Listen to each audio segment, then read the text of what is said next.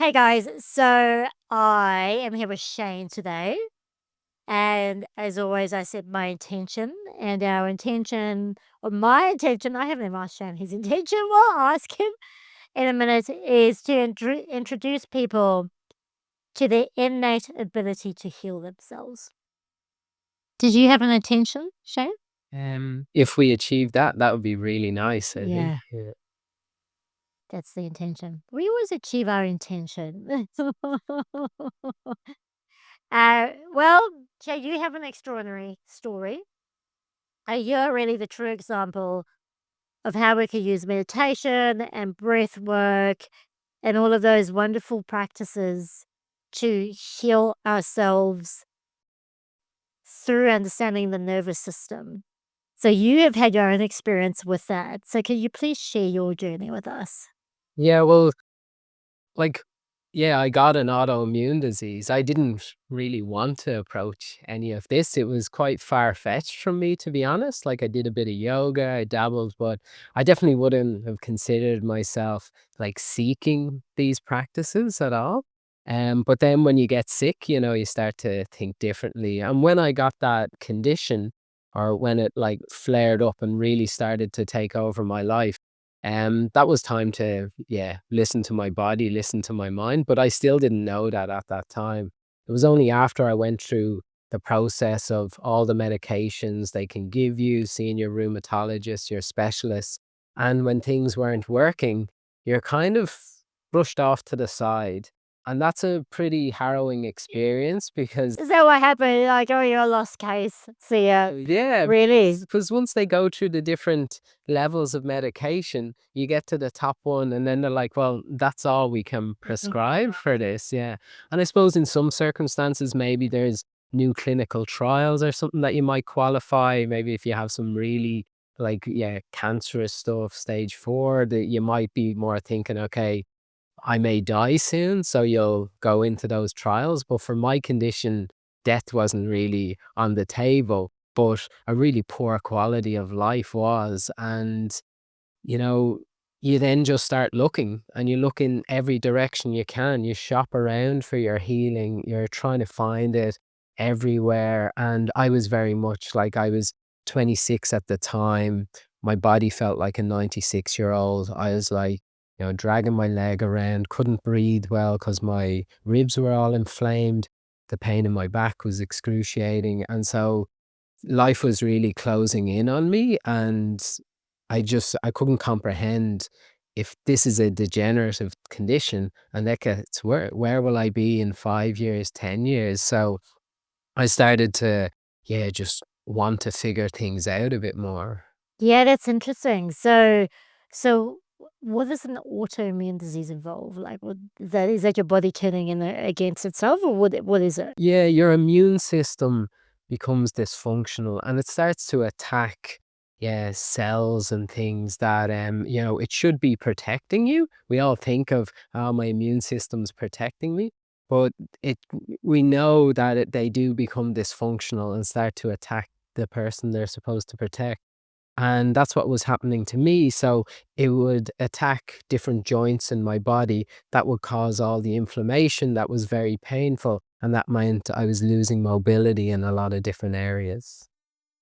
So, and what was it? What's the cause of it? Do they know? No, that's where a lot of people still scratch their heads. And a lot of people, rheumatologists in particular, they they feel there's such a wide range of factors and they're not totally sure. But once you start doing the work and you start searching in the right places, the link between chronic stress and immune dysfunction. And now when I say chronic stress, it can stem from trauma, like, yeah, exposure to persistent things, all those elements. And that seems to, if you're chronically stressed, your relationship with your immune system changes. And then a lot of people develop these dysfunctional immune systems. And so, were you stressed before? I That's where I couldn't really accept it. I didn't consider myself a very stressed person.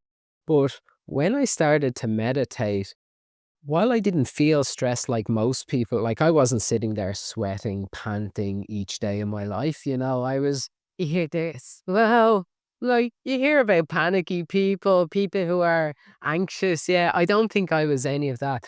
But when I started to meditate, I noticed how all my predominant thoughts were all fear based. Like I was definitely seeing the world, all its risks, all its dangers. So I started to notice that if my nervous system was designed to protect me, I'm feeding it all this really dangerous information. So I think my stress existed very powerfully at a subconscious level, but I didn't really have the conscious appreciation of my stress. It was only through that going a layer, few layers deeper, that I noticed the nature of my mind was very scared.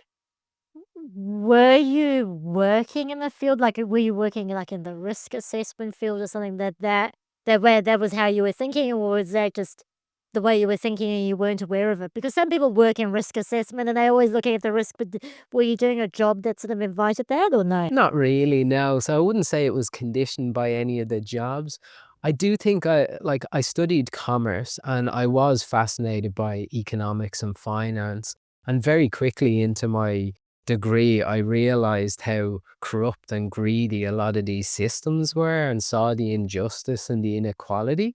And so that kind of tainted my view on the economy as a whole. And I really saw it was a place, like, is it too big to change? How do I go about having a job in an area?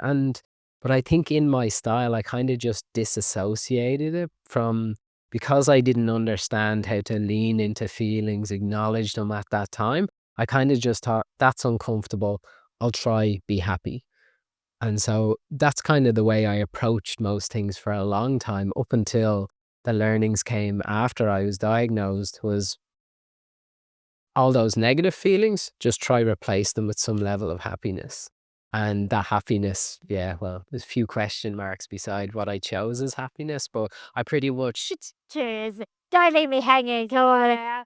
distraction, go travel, keep keep experiencing things. Like, they weren't the worst approaches, but they definitely were. I know now my nervous system or my mind, my subconscious mind was trying to tell me something, but I was slow to listen. It's interesting because I use travel as a distraction too, travel and adventure. I love it. I genuinely love it. But honestly, I've been to 42 countries now and done some really cool things. And when my life isn't going the way I want to go, I've started recognizing that my propensity is to run, Yeah. and I run to travel.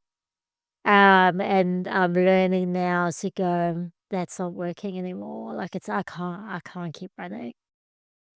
And that's why I ask, because we all have our own distractions, we all have our own, yeah, things that we do, and then sometimes they come across as totally normal. Why wouldn't you travel? Like, it's great to travel. Or why wouldn't you open another business? It's great to open another business. You're being entrepreneurial, right?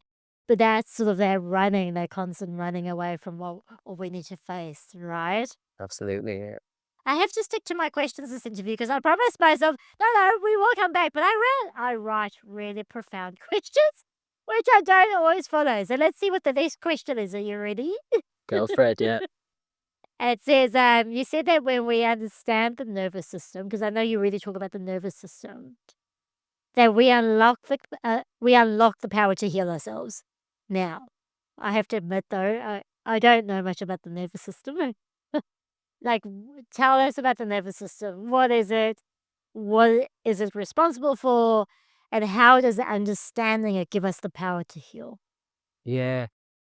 So I didn't understand much before my diagnosis either. And so if you ever see those pictures of a human and it does show all the nerves, so it'll always show the brain and the spinal cord and then all these peripheral nerves, okay? That's what we're talking about. But it has the ability to absorb absolutely everything. Like, it knows the temperature of this room, it knows the feeling of my clothes on my skin. It knows all these things, but most of it just goes to the subconscious. And it's only when information passes a certain threshold will it come to your conscious mind. And then the room gets too cold, you'll get an urge to put on a jumper. And that's at the like kind of really basic level of it. But then it's also doing so much. It's monitoring all your organs, it's monitoring, you know, different pH balances in areas. When cortisol and adrenaline gets dumped into your system, it has to reorganize as well. So it's fascinating that there's so much going on in there. And then because it's connected to the brain, it knows of all the experiences you've had in your life. It knows what's happening now, and it knows how you see the future as well.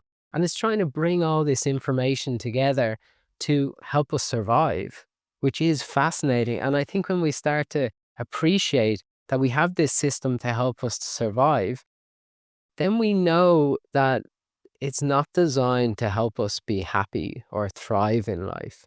It's there mainly for survival. And so it's going to do what's best for your survival. And I sometimes wonder, with all the images I came to learn about in my mind through meditation, all the danger, the risk that I associated with life, my nervous system decided to shut down my body and keep me in bed. And in theory, that would be the safest place to be. So I have a lot of respect for the nervous system, and I try to teach people to respect it and see it as a tool they can bring with them. But if they don't understand it, it'll probably drag them down to a really subpar style of living. Wow, it's super fascinating. So, am I understanding correctly that if your body experiences an illness or something's happening within your body, which we could label an illness, that's actually your body communicating something to you? Would that be accurate? Yeah, to a large extent. Like there will be other things that, happen, things break down in the body. I'm more talking about immune system dysfunction.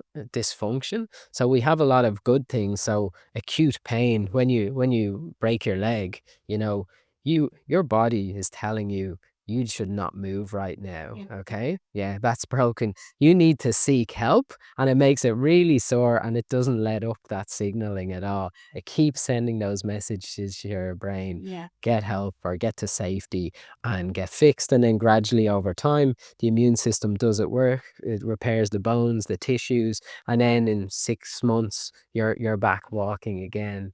The Where I'm more interested in it is around the chronic pain element, or these chronic conditions where there's not that much tissue damage. Like, you haven't broken anything. Like me, my body looks normal. And even at the time this condition was at its worst, I'd wish I had a broken arm or was in a wheelchair where I could convey to the world how much pain I was in. But no, I looked completely normal. It was very internal. And so there was no tissue damage, let's say, no obvious cause to this, but the immune system is still, or sorry, nervous system is still producing pain, that relationship with my mind. And, you try avoid it. But what I'd boil it down to is pain is always a signal to change, whether it's acute or chronic.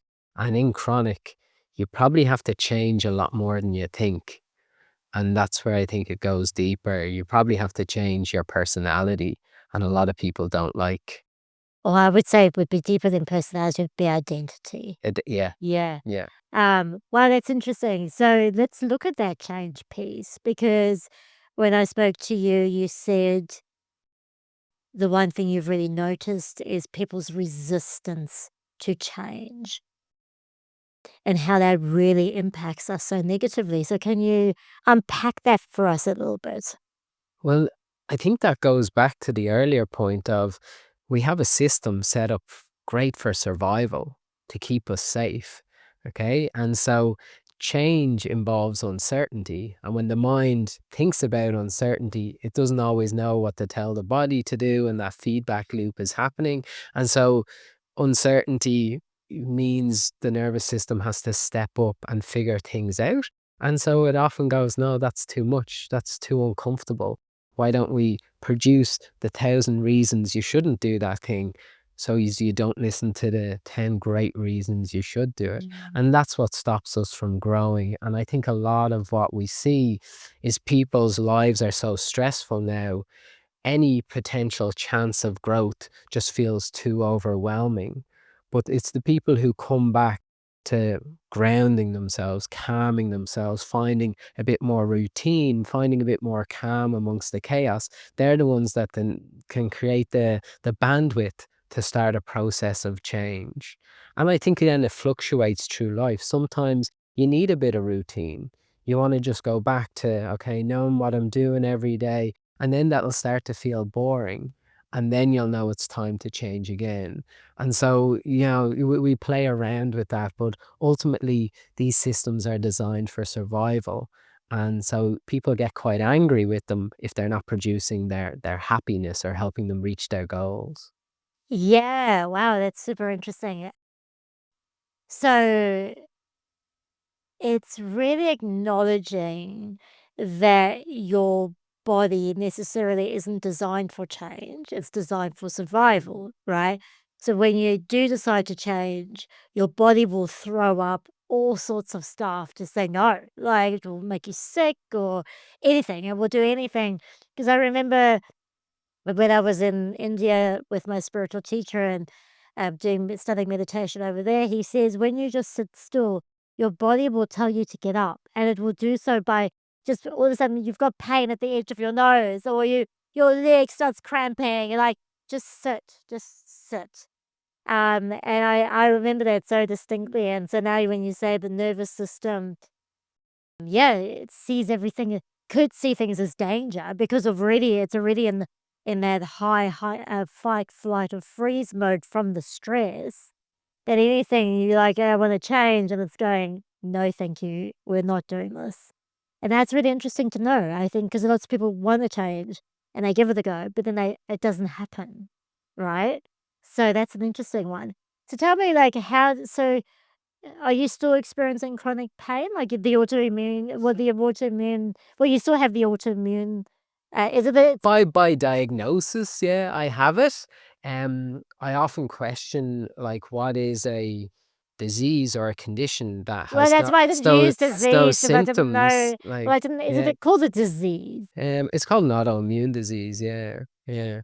But, in terms of that, like, I've been symptom free for nearly 10 years, so I'm very I don't know what I have. That part of my identity is so foreign now that it's even funny to do these things and talk about it again because it's like, Yeah. yeah, yeah. So how did you get to that stage? So let's go back, is where so you got the autoimmune disease, medication wasn't working, so you looked for alternative ways. What did you find? So let's say from that initial, like the really, really bad flare up that I had to diagnosis was then about a year. And then about a year and a half going through all the drugs for the rheumatologist.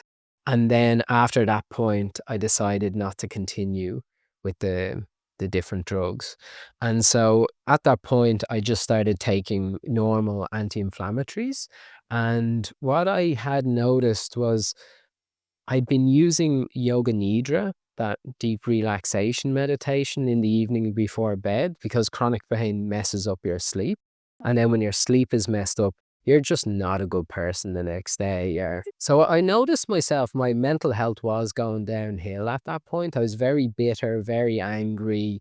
You know, if I knew what depressed meant, I would have known I was depressed as well, but I didn't. And so I just put it down to anger and frustration, and then not seeing an improvement. Every day you wake up, your body's screaming at you. It's very hard to see, oh, well, it's going to be better tomorrow. And then when you start losing hope, that's when you know you've Yeah, kind that's when of, you're downhill yeah, spiral, yeah. right? But then the nidras started to help me get to sleep at night. I'd stay asleep a bit longer. And then I think I do have I know I said my mind is very risky, are risk adverse or sees risk a lot, but day to day, like I have quite a positive disposition. Like when I get up in the morning, I actually do think good things can happen each day. And so what I noticed then was with the nidra, and then I actually started doing it I do it as soon as I got home from work. Then I'd have a bit of capacity to chat to my mates, cook dinner and stuff. I was living in a share house at the time, and then I'd use it again to go to bed. And that started to mean, let's say my pain was like at 100%, all consuming, screaming at you all the time. Maybe it started to shift down to 70. And I had moments where I could kind of do very gentle movement again. Little stuff like getting my ankles moving, my knees, just very mindful, slow mobility work on the body. And that started to transition to my friend at the time did his ACL. And so he had a stationary bike down in the garage. And so I started to hop on that in the morning, and that started to help loosen up my joints. I felt the blood flowing through them. I felt that was helping with inflammation. And then that all started to just give me confidence. I think the important thing was during that time, I learned that, having an autoimmune disease, there's this great debate is like, are you doing hurt to your body or harm? I was scared I was harming my body by moving, Okay. but now I knew I was only causing hurt. What's And hurt as if, well, that's just sore. okay. You're not actually doing any damage to different parts. So actually the movement is, in most conditions, the movement's actually helpful, even if it's sore. Yeah. Wow, that's Yeah. interesting. And I just committed big time to keep moving. So less and less sitting around because that was actually sore. So I was like, okay, pain is a signal to change. Let's not be sitting around. Let's do more. Let's be more active, And then it just built. And there was a really cool moment because I started being able to practice yoga again and then cycling again. And so myself and my partner were thinking of going traveling, not as a distraction this time, more as just it felt like it was time. But I decided to honor both those things. And so a big part of our cycle trip was a long cycle through Europe. We did 2 stints and we cycled pretty much from Dublin to Budapest. And so moving every day. And it was actually one morning in a tent. And my partner asked me if we needed to go to the pharmacy to get more of my anti-inflammatories. I was like, I haven't taken them in days. And so I hadn't even noticed, like the noise had just gone. That thing that was screaming at me for a long time, that was no longer there. And so, yeah, I've just really committed to movement as being like a non-negotiable. And the other thing was about yoga, because yoga had given me quite a lot of relief, slowed things down, connected me to my breath. I went and trained in India as a yoga teacher as well. Wow, amazing. So you went cycling and during that whole time you were still doing your meditations and your breathing Yeah. and to maintain that state. And then eventually you got off the medication. Isn't that amazing? Yeah. Wow. Was it a cool feeling? It wasn't as cool as I hoped, to be honest. So I always feel like the heavens should have opened for you. Yeah, that's that. It's like I thought there'd be maybe a marching band and a parade or something, but a moment. but it was like, do you know that the extractor fan in your kitchen and Yeah. you're busy doing, and then you turn it off and it's just like, oh, now the place is quiet. Yeah, because it's That so that noisy. that's what it was like. What? Yeah. Yeah. It was just like, oh, something's different. You didn't even think that extractor fan was that significant until it went off It's and you felt the peace. Yeah. wow, that is quite incredible. I love that. And so and you do those practices every day still or no? No, no. No? I tend to I'm very playful with the nervous system. I actually get concerned when people do things every day. I think that's a bit of an attachment to anxiety or certainty that could be taken a bit too far. I have to have this much discipline or order or stuff. Whereas I like to, I'll do yoga one day, I'll cycle the next, I'll do my meditation. Even like I may only meditate 3, 4 times a week. Breathing practices, they're usually short and sweet, 3 to 5 minutes. But what I like, rather than, people saying they need an hour to do this and that, like I kind of pepper my day with different things, just 3 minutes breathing after a meeting, a few minutes breathing after I arrive somewhere in the car. It's just small things that, take the edge off it. And so I'm interacting with my nervous system on a very consistent basis. And I know the practices work. I can feel them working. So it just helps stop anything getting out of control.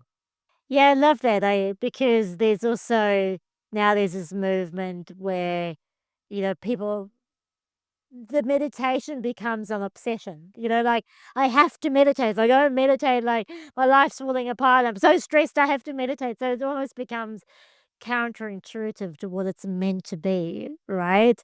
I love that. That is such a cool story. I just incredible. And so did the movement help with the autoimmune disease? Did it help just with the Blake's secondation, or was that just something you promised yourself to do? Uh, I think for so long being hemmed in by my body, Yeah. just movement now just feels very liberating. Okay. Like I remember when after I had to kind of relearn how to walk pain free. That took a while. Wow. And so after I learned that, then I got curious about running because everything about the nervous system is you gradually expose it. It has certain thresholds. Sometimes you'll go too far and you'll come back a bit. But so I started to get curious about, well, would I be able to run again? And then I started like running, just 200 meters for a few days, then up to 400, and just slowly. And I remember the first day I ran 5K, I was at the 4K mark and I was doing it. And then I was crying. And I was just like, oh my God. Like, and the feeling of being trapped by my body was starting to leave. I was getting confident. I don't know if you know the Bay Run. Right, yeah. Still all the time. Yeah. So I was scared to commit to that full loop. Does it 7Ks? Yeah, yeah. But it was after I ran that 5K, a few days later, I was like, okay, I'm going to, because that's kind of all in. If I get to 4K, I still have to do the other three. Like, there's no point coming back. Whereas before that, I was always just running around pitches. So there was still a kind of a safety mechanism there going, if you push yourself too far, you have an out. And then it was after that run, I felt like committing to the Bay Run and then did it. Yeah, and then yeah. Wow, and what I'm hearing in your story and coming back to the change piece is when you were committed to change. So you decided to change. And then you just sort of experimented with it. So you just sort of went, okay, well, because this is what happens, isn't it? Whether we have chronic pain or not, I think we box ourselves in so much. We believe that this is our reality, right? And then sometimes when we hear change, we think that we have to throw the baby out with the bathwater, right? But what you do is you were incrementally changing. So you're like, well, now I need to walk, right? And it's almost like retraining the nervous system of what's safe to do and what isn't, right? It's like, hey, we're walking now. And all of a sudden now we're walking further and now we're walking faster and now we're running 200 meters. So it's always about stretching. And then when you notice you're going a bit too far, being okay with that and then coming back, resetting and going, okay, that just takes a little bit of time. So how did you deal with that from a mindset perspective? Because, you're giving things a go, but when was there a time where you went too far and your nervous system was like, nah? How did you deal with that? Yeah, so those were definitely happened. I'd consider them, yeah, setbacks initially, but I also was like, well, I need to learn from them. Um, in terms of a lot of those times, yeah, like let's say more in the early stages when I walked too far and then my nervous system would get uncomfortable or whatever it was, and I'd have a flare up then in the knee or the foot or something like that. I kind of knew then because of the other practices, especially the meditation, that I can just calm my nervous system down. So I wasn't as afraid of the flare ups anymore. And I think fear plays a big role in how your nervous system responds. And because you'd have the flare up and then you'd double down on your relaxation techniques for a few days, the fear started to dissipate and I could push myself a little bit further. And so I always knew I had the tools to bring things back down. Wow. It's so interesting, because I was in the dog park the other day. I'm always in the dog park for the heck. And there was this man, and he said to me, "Oh, I've trained my dog to alert me when I'm about to fit." All right. And I was like, "Wow, that's fascinating." I'm very curious about everything. Anyway, so I said, "Do you have epilepsy?" And he says, after years of medication and nothing working, they've actually realized that it's not epilepsy. I had had a very traumatic experience in my childhood. And from that, I've bottled a lot of it up. And my body can't handle it. It must be high stress, and it just literally fits and passes out. And he's like, "Oh, and what was he saying? He was saying to me, "Oh, look, they go do some other things." And I said, "Wow," I said, "This is a trauma-informed response that your body's going through." I said, "You need to go and deal with the trauma. No amount of medication is gonna sort that out." I said, and it was quite a traumatic, childhood experience that he had, and he kept looking for things outside of himself to help him fix himself. But really, now that I'm talking to you about nervous system, do you think that that's the nervous system going into override? I mean, yeah. Like it's PTSD, Yeah. and so he'd have a powerful stress response connected to that, and maybe when he's stressed in modern life, something transfers over. And fainting, I don't hear about much as a PTSD thing, but there might be something. There's a thing called vasovagal syncope, and yeah, people. What's up with these? Yeah. But, yeah, it just reduces blood flow and then the person faints, and I only know one other person with it, but it is, like, in the scheme of things, it can be common. But yeah, like, that's the power of the mind, power of the nervous system. When it doesn't want you to feel something, it'll have these things that we think are maybe suboptimal or not helpful, but, you know, if that trauma that happened to him was so distressing, fainting is probably. Well, he fits. He like literally fits and loses consciousness, and it was quite traumatic. And he's like, so I wondered, like, so if there's someone experiencing an illness of some sort, so whether it's chronic pain or niggling, sometimes we even get niggling. It doesn't have to be chronic all the time, and they want to explore their nervous system and play with it. How can they start doing that? Well, the first thing is to think about, am I feeling safe? Okay. And can I create a sense of safety? And probably one of the easiest ways to feel safe or to help your nervous system feel safe is to slow down your breathing. And I really noticed a huge change in my pain levels when I relearned how to breathe, because I was a shallow chest breather. Like you said, the niggles. Yeah. If your shoulders are doing 20,000 reps per day of this, there's always going to be tension in the neck or the back. So there's that aspect to Every it. time a guest talks about breathing, I have to sit up and breathe. Yeah, it's pretty much as powerful now as the word posture. Everyone just goes, yeah, breathe. And it's a reminder because, yeah, not many of us are doing it well. So how do you breathe properly? Well, yeah, it's diaphragmatic breathing. So it's the belly expands so the diaphragm can move. And then, if it's the majority of the work is happening down there in the belly and you're breathing in and out through the nose, you're going to have a calming effect on the nervous system, because what most people are doing is taking short, shallow breaths into their chest, and the nervous system sees that as a stress response, and so you're perpetuating stress or anxiety. So that's so important, and I think you can do loads of therapy and good things, counseling, but that's an opportunity for 20,000 safety signals per day to your nervous system. Agree. That's got to be happening, okay? And so we need to return. That's the way we were born to breathe, nasal belly breathing. And most of us have lost that connection to it, okay? So we need a strong respiratory system, so strong, the primary breathing muscles, the abdominal wall, the diaphragm, they need to be strong, active, and connected, because we're quite disconnected from that style of breathing. Yeah, we are.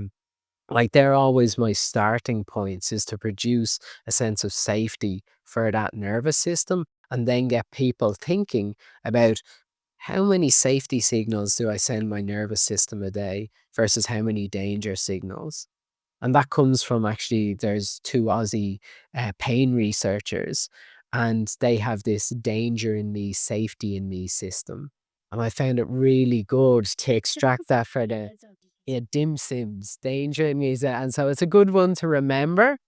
David Butler and Larimer Mosley, and they have yeah, they wrote a great book called Explain Pain, and it was actually when a physio gave me that book.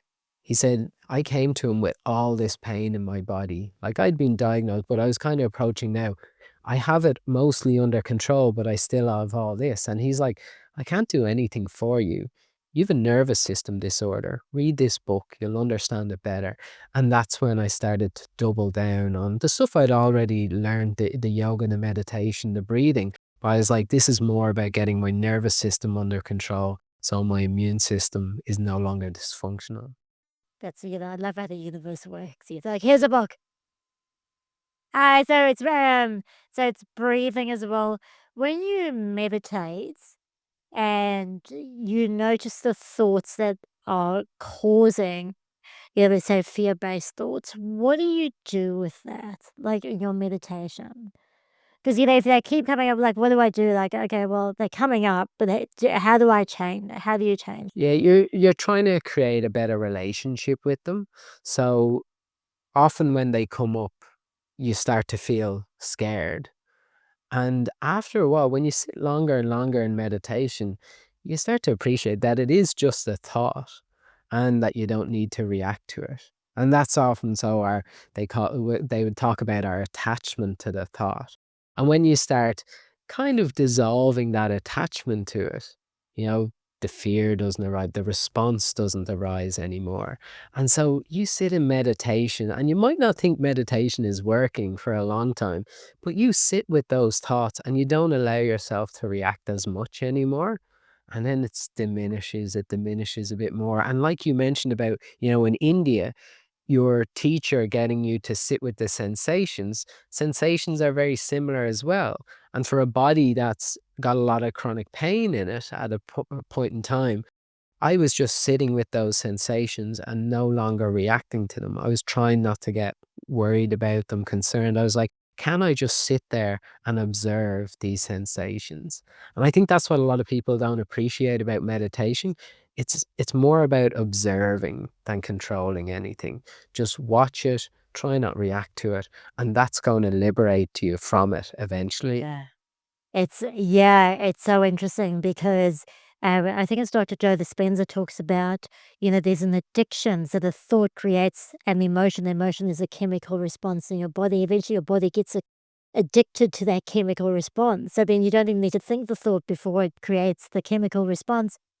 And often when people ask me about meditation, and I used to go to you run meditation groups as well, and we'll come back and talk about that. When I belonged to a meditation group and we met every Saturday morning on the beach and new people would come, and the most common misconception was I have to stop thinking. And I said to them, all you need to do right now is just sit still. Keep your eyes shut 20 minutes. Keep your eyes shut and sit still. That's all you have to do. Don't worry about it. I said nothing.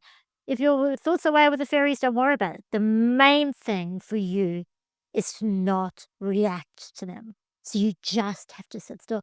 And so many people found that too difficult. Their eyes were open because I could hear people like around me moving because they were so trained in that thought reaction, right? So, and I mean, you're a perfect example to show how you can sit in that. I mean, when I did the Vipassana retreat, where we did focus on different parts of the body, and even if one part was screaming blue murder, if we weren't focused, we were focused on the knee, and we would just ignore that. Again, it was one of those. And yeah, you're a perfect example of how sensations can be happening, but how you can choose how you want to respond to those instead of reacting. And I think that's mind blowing. It's amazing, isn't it? And that's why meditation is so you often feel so far removed from what a person who is stressed and anxious wants to do because the nervous system doesn't want you to sit still. You're telling it you're in danger. So to close your eyes and say that's a very vulnerable position to be in. So it's going to give you every reason not to do it. And the only way you can transcend that way your subconscious mind is working is to keep trying to sit. And it doesn't mean it's a failure if you move or anything, but you're just trying to say the thought is dangerous, but I'm not reacting to Yeah. it. So therefore, then the thought is less dangerous, less dangerous, less. Then it's soft, it's safe. You know. Yeah, wow, I love this. I think this is so important for people to hear. Is like the reason you can't sit still is because your nervous system is in overdrive because it feels unsafe because of the whatever the imaging, the thoughts and the things you've been feeding it.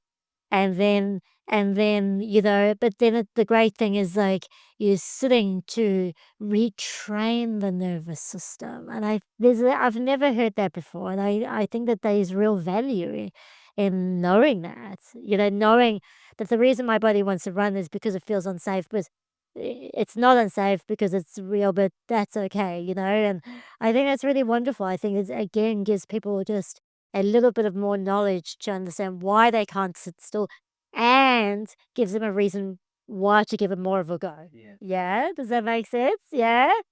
Let me have a look at my other brilliant questions. I love this discussion. I love it so much. One thing you also really mentioned, which I thought was so important, is that our modern world puts an enormous amount of strain on our nervous system that we don't even recognize. So can you please explain to us a little bit, like can you please tell us specifically what is putting a strain on our nervous system? So we know, like, I mean, the obvious is phones and technology, but I wondered if there were other things. Yeah, and it's even more subtle than that, because the nervous system is absorbing absolutely everything. There's a concept called fractals where we've designed buildings with sharp edges and shapes that don't exist in nature. So like part of our evolution isn't ready to have all these corners that we don't know what's around and things like that. And then we have ambulances going by at decibel levels that are way louder than, you might have a freak occurrence in nature, a volcano or something like that happens that exceeds it. But day to day in nature, you're not hearing those sounds. And so we've got to also think is that it's only in the last few hundred years everything has changed. And in the last 200 years, it has gone nuts. And we're the first people absorbing this amount of information. Like the terabytes and terabytes of information that are out there, we're drowning in it. And then it's not just this, it's a lot of artificial light, that's coming down on top of your head at 7 o'clock at night. That should be midday if the sun's above your head, and your nervous system is going, oh, well, I thought we were gonna go to sleep. Now that light's on, I don't know. And so, and there's just so many factors. We're in office buildings all day, so we don't have a relationship with the sun or the weather or the temperature anymore. We're just at 21 degrees all day long. And then, yeah, it's just the sheer volume. Like we've access to like, there's beautiful stories every day and amazing information out there, but mostly we're absorbing the bad shit that's happening. Okay. And that triggers the nervous system as well. I have to get a lot of my clients to go back to on Saturday or Sunday. That's when you can get a bit of news. You don't need it every day. You don't need it 5 times a day. It's a lot to handle. Okay. But you can stay well informed. Read the news. Don't watch it. Go back. Text. It's so nice. You create your own images then. You don't have to see all this stuff. And, if you even look at one of those screens, they often have picture in picture. So there might be like 2 or 3 faces you have to look at from different locations, then there's an overall picture, then there's stuff going down the side, stuff going across the bottom, yeah. You're now like a high frequency trader, but you're just watching the news. Yeah. And so, like, I get people to appreciate that your nervous system isn't trying to let you down, it's just it's genuinely overwhelmed with even the noise levels of for people trying to sleep are very different, so a lot going on. And just if I can get that appreciation that, life is a lot, that helps people go, well, I really need to double down on the rest, the relaxation, the sleep kind of side of things. Yeah, I love that.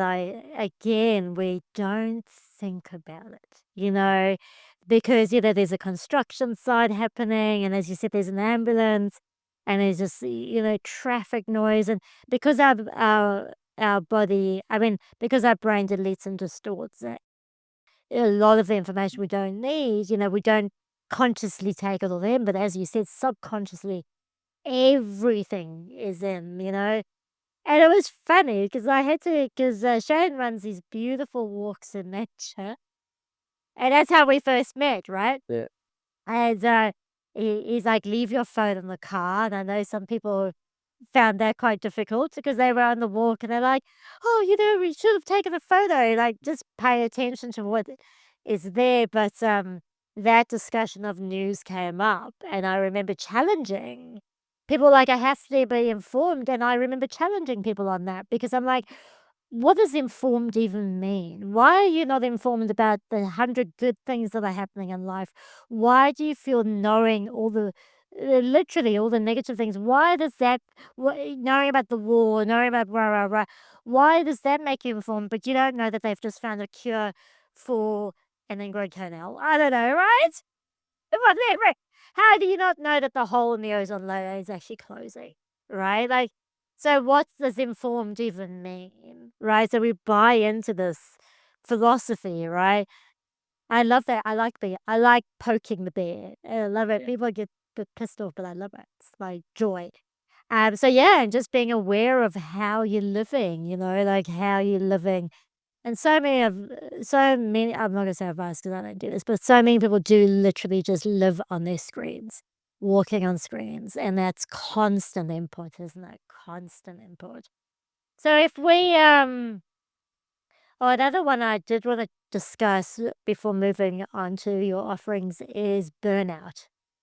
The burnout has become such a normal thing. Like, there's so many motivational speakers now going, oh, I burnt out and look at me now. And it's almost like there's a martyrsism in it. And burnout's become it's almost become acceptable and almost like, oh, you poor thing, instead of a massive health crisis that we should really be paying a lot of attention to. Well, that's my opinion. What's your opinion? Yeah, it's a tough one because I see like most people tend to burn out from a combination, like it's usually work and family life and that dynamic, but underneath it all, it's some kind of perception of the situation, the expectations on them, what they need to do, what they need to contribute to their family and society at the same time, all the different hats someone has to wear and keep all the plates spinning. And so what I see a lot of, and like you're exposed to as well, is the the kind of the I don't know, the big wake up call when burnout overwhelms someone and puts them in the hospital. That's their rebirth moment, and they go, "I'm gonna live differently, and I'm gonna slow things down and stuff like that." And I want people to take more proactive measures, okay? You shouldn't get to that point, okay? And you can live a challenging, interesting, unique life by, rising to the challenge. See, our bodies are amazing. Our nervous system's great at managing stress, okay? But after it, you need to help it relax. Yeah. It doesn't know to do that itself. Like we're great at contracting muscles, terrible at release. Well, that's why most of us don't stretch. Yeah. Yeah. So we're great doing. So everyone's taught you how to press the accelerator, and I'm here shouting, let's learn how to use the brakes, please, please. And the sad thing is you don't need brakes until you've learned how to accelerate. Okay. But then people have spent so long learning how to accelerate, they forget that they needed brakes and then they hit a wall and that's the wake up call. But so, uh, yeah, I like though that people hit maybe sometimes certain types of people have to hit rock bottom in order to change. But I really wish people would be more proactive. It's like a lot of this rest and relaxation stuff, the meditation, the reflection, it's the brushing your teeth, you know. You just have to do it on a frequent basis. No point in doing it the few days before you go to the dentist. It's too late. Yeah. It's true. And that's why there's nothing glamorous about maintenance. Sadly, like it's easily forgotten because you don't feel you're pushing forward. You don't be like that doing energy in you isn't satisfied by it often. That's true, actually. That's so true because we are in a society where we're like, you have to go, you have to push, you have to achieve. There's and I interviewed Alison, who does tantra, and tantra is all about the pleasure, the slowing down, the feeling. And we just don't do that anymore. We just don't allow ourselves the pleasure anymore. The pleasure of just being together or being by ourselves. And as you said, it is a practice that we have to implement. And the irony of it, as you said, is the more we slow down, the more we relax, the calmer we are, the more productive we are. Yeah, the more better we can handle situations. And it's not counterintuitive if you really think about it, but in our go go go society, it sounds counterintuitive, doesn't it? So tell us how do you work with your clients, and tell us first of all who comes to you, why would they come to you, and then how do you work with them? Yeah, so a big part of how it started was the chronic pain stuff. And so I'd get people who are in pain, unhappy with their outcomes from, yeah, the medical system as such, and then they're looking for something different or they want to approach it in a more holistic way, or they're quite concerned that they're going to have to take medications for a long time. And then so I do these kind of 10-week courses with that person, give them the understanding of the all the systems at play, kind of what we've talked about today. But then I can't just let them understand. I have to help them feel it as well. So that's when a lot of the breathing practices and the meditations come in. So they can sit with those sensations in their body. They can change their relationship with them and ultimately stop the fear of their bodies. And so those people then, they obviously I can't advise on medication, but then they'd go and start reducing their medication or changing it in the view to getting off it long term. But it would involve a lot of things around completely changing a mindset, doing calming exercises on a regular basis, getting sleep quality, but addressing all these realms of your life, spirit, purpose, like your even just your community, your social support, because they're all things that the nervous system needs to feel safe. Isolated people feel a lot are have a lot of links to chronic pain. People who've been traumatized as well because they don't always feel safe socializing anymore or letting people into their circle. So, there's just I have to explore all those realms, let's call them. And so that gives them quite a rounded understanding of all that's going on in their nervous system, and then we can start to work through those. But it's essentially about safety.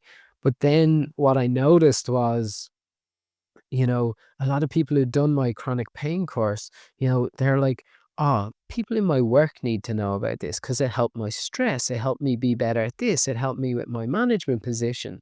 And so that's when I got invited into a few corporate things. And then the corporate business started to find momentum. And I was going in doing different talks and, meditation, breath work, nervous system reset, stuff like this, and bringing this awareness to all these elements. And because I was trained as a meditation teacher, some people would approach me more, chronic pain we often think of as quite physical, but then the mental stuff, people would approach the meditation or the breath work and asking specifically for that. And then I just try, because I want people to come out and heal together. I just try put on little events every few weeks that people are in the same room, know that others have a lot of shit going on in their lives and they're just trying to work through and be a better version of themselves. And so create that as often as possible using all the evidence based techniques I can bring together to achieve that. Yeah, I love that. So, so valuable and so, because the premise of this podcast is to give people the knowledge to make better choices, to live a life that makes them feel alive, and I think we've really accomplished that today. Yeah, yeah. Yeah, because the knowledge that they have today really will allow people to make better choices. And, yeah, and I just think chronic pain or no chronic pain, and if you feel like you wanna change your life and change your physicality, come and work with Shane because breathwork and meditation and resetting the nervous system is not something that's spoken about enough. I mean, I don't hear about it a lot, but I don't know if you do because you're in the space. So when you're in the It's space, on your algorithm, yeah, yeah. yeah, yeah, Just right, totally yeah, right. right. It just depends. And I mean, we won't explore that now, but you did mention changing your identity. So identity, the way I define it, is your beliefs, your thoughts, your beliefs, your behaviors. It's really changing who you are. And many people don't think that that's possible, right? But you're like, man, you weren't the same person at 10 as you are now. You weren't in the person, but you do change. But the, you can choose that change. Don't hit a wall and be forced to change. Be proactive in that. Yeah. Yeah. So, is there anything else you'd like to say before we wrap things up? No, no, it's just like, yeah, just for people to be aware that there's a big societal element to this. Like, society isn't set up for a successful nervous system. So we need to acknowledge that. And because changing society is a lot longer a process, you have to start changing yourself. And, the brain, the mind, the subconscious mind, and the nerve are all powerful ways. They do want to play with the situation, and they are highly adaptable once they're primed for that adaptation, but we don't often give them the chance for that. Yeah, and so the way I define we are society, you and me. So when I change and you change and Charlotte changes and then society changes. So like when we change, so I don't even know what society is. It's not. It doesn't have a definition. We are that. Yeah, I love that. So thank you again for sharing your wisdom, and for doing the work that you do. Cool. Okay. Thanks for having me. Cheers.